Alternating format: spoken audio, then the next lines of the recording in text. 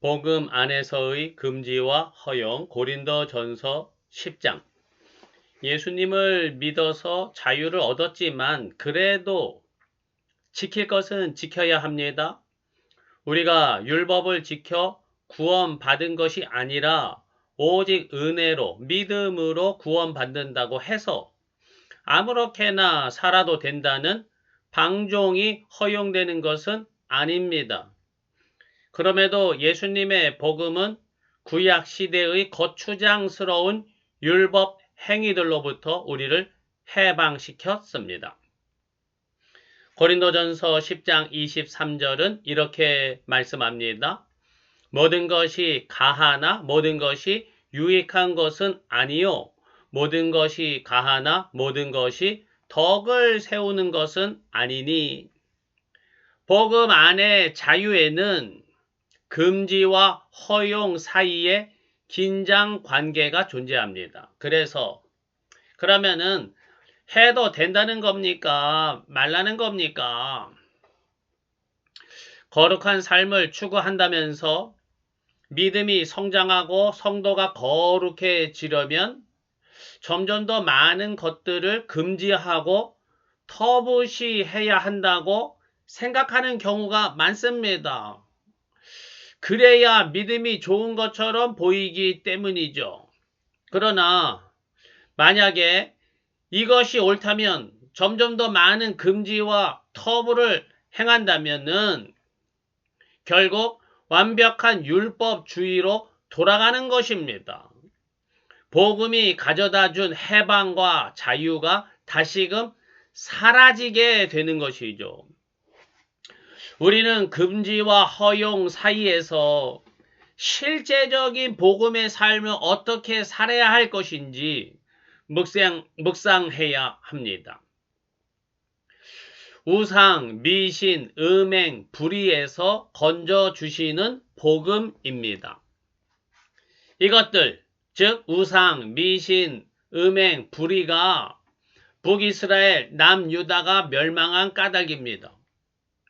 고린도전서 10장 앞부분을 보면은 이스라엘은 애굽에서 해방되어 홍해를 건너는 세례를 받았고 신령한 떡과 반석의 샘물이신 예수님의 은혜로 죄사함과 의롭다 하심의 복을 누렸습니다. 그럼에도 불구하고 우상 숭배와 음행과 불의를 행하여서 결국엔 멸망하였습니다. 그러므로 예수님의 복음으로 구원받아 자유를 얻었다면은 선줄로 생각한 자는 넘어질까 조심하라 경고하십니다. 이 모든 일은 본보기가 되어 말세를 만난 우리를 깨우치기 위해 기록된 것입니다. 고린도전서 10장 우상 미신의 제사 음식에 대해서 이어서 경고합니다. 고린도전서 10장 21절은 말합니다. 너희가 주의 잔과 귀신의 잔을 겸하여 마시지 못하고 주의 식탁과 귀신의 식탁에 겸하여 참여하지 못하리라. 즉 우상 미신을 주님과 겸하여 섬기거나 그 제단에 참여하는 것은 절대로 안 된다는 의미입니다.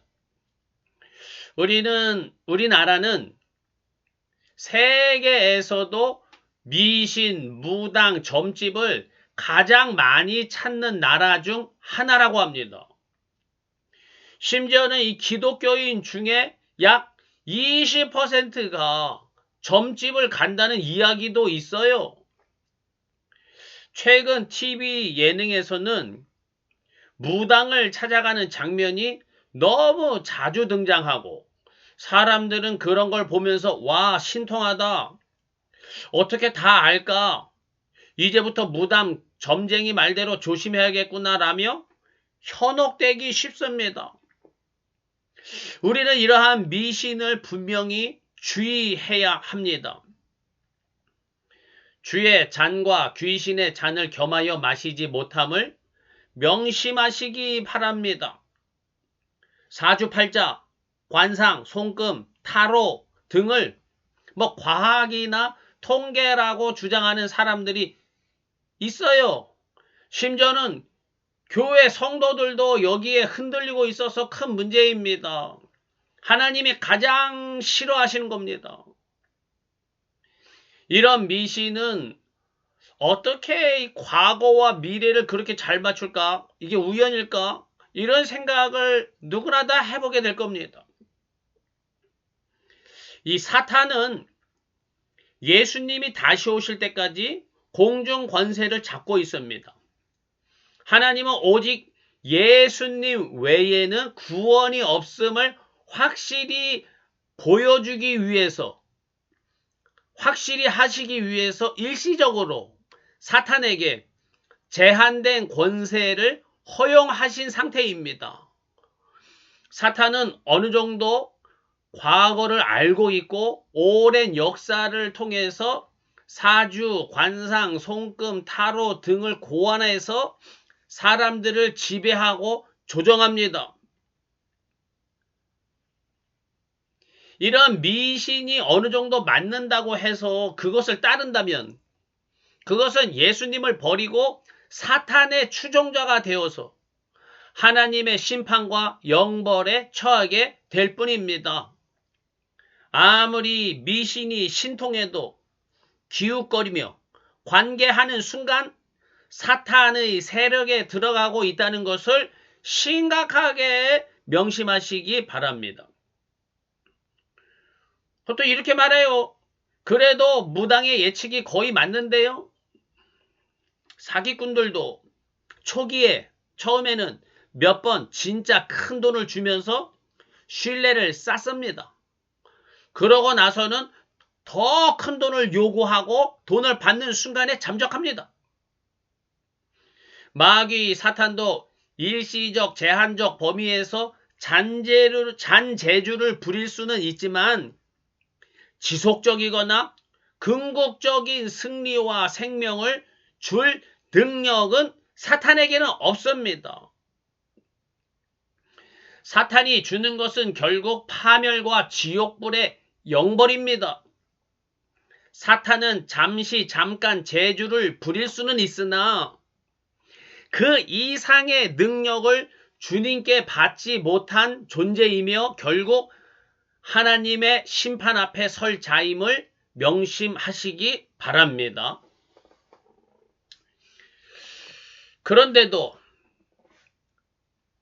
시장에서 파는 제사 음식은 그냥 먹어도 된다. 이렇게 오늘 말씀하시고 계세요. 제사에 참여한 것이 아니라면은, 직접 제사에 참여하는 것이 아니라면은 제사 음식은 허용되었습니다.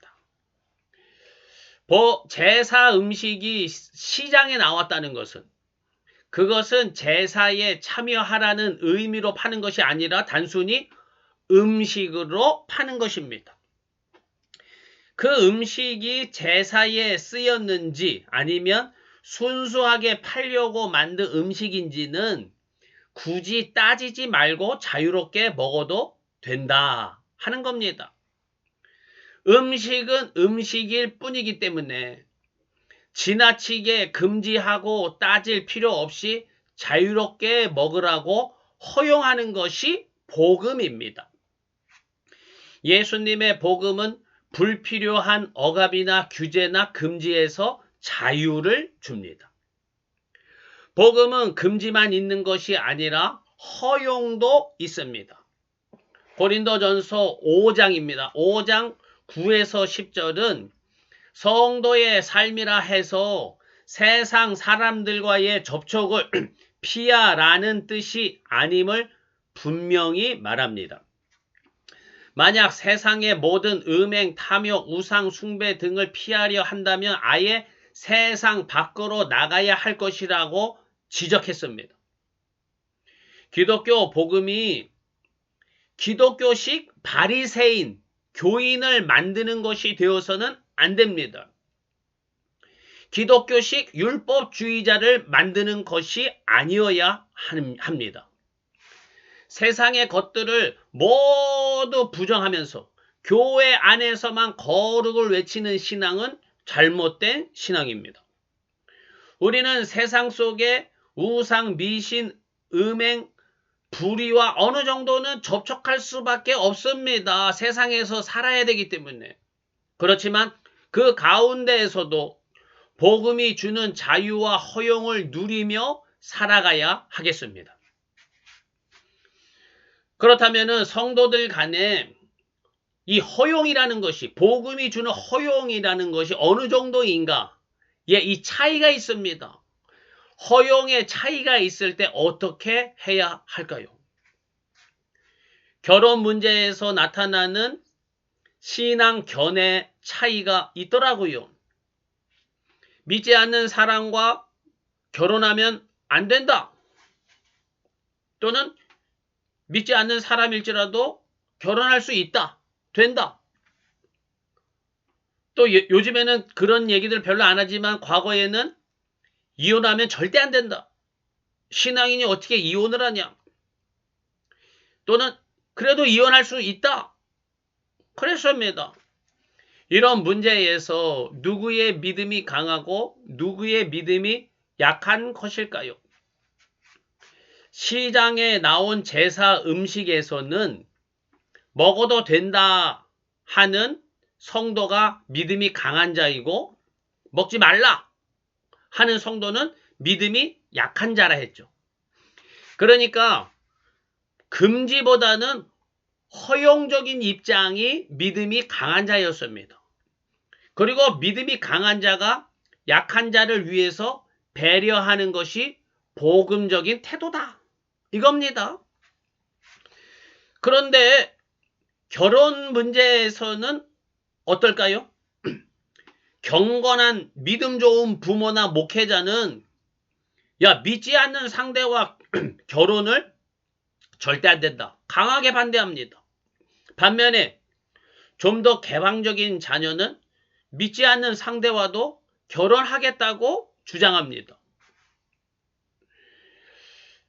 그렇다면 예수님 신앙을 내세워서 부모가 반대하는 결혼이라도 해도 되는 것입니까? 아니면 하지 말아야 하는 겁니까? 어떤 입장의 신앙이 강한 쪽이고 누가 누구를 배려해야 할까요? 이러한 질문과 갈등이 바로 교회 안에서 허용의 차이가 생길 때 생기는 고민거리들입니다. 한국 교회는 언제부터 신뢰를 잃었을까요? 교회 운영 방식과 목회 방식, 건축, 교육, 선교 등을 두고서 서로 비난하면서 대립했습니다. 그러면서 신뢰를 잃어갔습니다. 교단적인 차원에서도 어떤 것에 대해서 된다, 안 된다로 교단끼리 갈등하고 그러면서 기독교 교단, 교파 간의 갈등이 심해지고 더욱 분열되었습니다. 이런 분열상은 교회의 신뢰를 잃어가게 만들었죠. 사회, 정치, 이념 문제에서도 교회들은 서로 저마다 다른 목소리를 내면서 여론을 갈라놓았습니다. 결국 교회는 더 신뢰를 잃어버리게 되었습니다. 복음 안에 있는 금지와 허용 문제를 두고서 서로 정죄하고 분쟁만 일으키니 세상이 어떻게 교회를 신뢰하겠습니까? 교회가 예수님의 십자가를 스스로 난도질하는데 누가 예수님 믿고 교회에 오겠습니까? 맞나 틀리냐가 중요한 것이 아닙니다. 고린도전서 10장 28절 말합니다. 누가 이것이 제물이라 하거든 말하거든 알게 한 자와 그의 양심을 위하여 먹지 말라. 시장에서 내다 파는 음식과 어느 집에서 차려준 음식이 먹다 보니까 누군가가 그거 제물인데? 이거 제사 드린 것도 아니고 그냥 음식으로 먹는 것이지만 무슨 상관입니까? 이렇게 하지 말고 그 제물인데 어떻게 기독교인이 먹을 수 있습니까?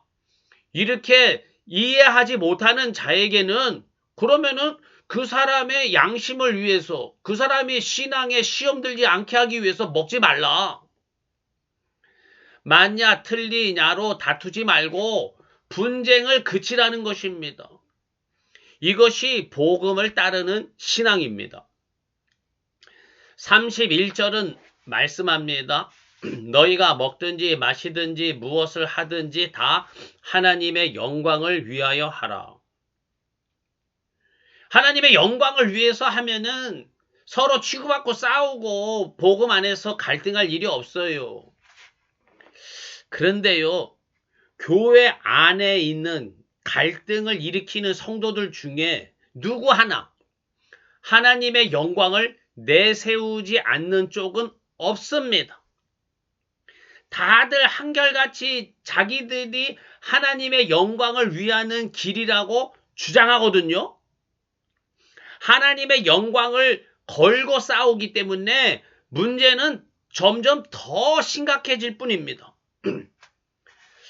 하나님의 영광을 위한다면서 오히려 자기 주장만 내세우고 분쟁을 일으키고 있다면 그것이 과연 예수님의 복음에 합당한 신앙인지 먼저 자신을 돌아보아야 하겠습니다. 복음 안에서의 금지와 허용, 고린도전서 10장. 하나님은 유일하신 절대자이십니다. 그러니 하나님을 믿는다면 당연히 절대적으로 옳은 것을 따라 확실하게 믿고 행해야 한다고 생각하기 쉽겠죠. 그래야 확실히 구원받는다고 여기니까요. 그러나 절대적으로 확실하게 행하겠다는 이 태도가 유대교 신앙을 변질시켰고 기독교 교회를 분쟁과 갈등으로 몰고 갔습니다. 인간에게 있어서 온전한 신앙이라는 것은 결국 복음 안에 있는 금지와 허용 사이에서 고민하고 기도하며 예수님을 따르는 과정이어야 합니다. 딱 떨어지는 정답을 손에 들고 휘두르는 신앙은 참된 신앙이 아닙니다. 그것은 오만이 될 수 있고 때로는 폭력이 될 수도 있습니다.